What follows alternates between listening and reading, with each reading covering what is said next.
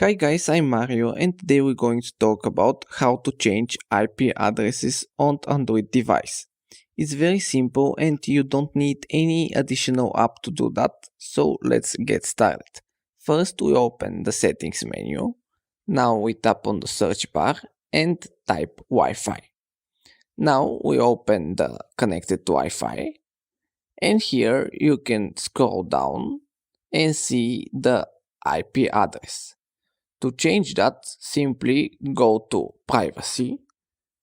On my phone, the Randomize MAC is the default option, so basically you don't join the Wi-Fi network using your actual device information.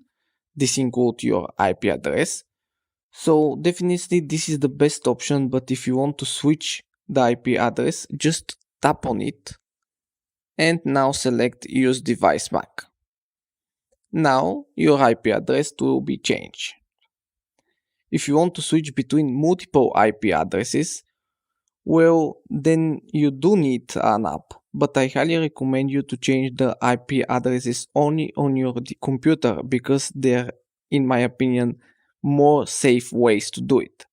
Click the link at the top to see how to change IP addresses on the computer Chrome browser. Anyway, if you like this video, give it a like and subscribe to see more.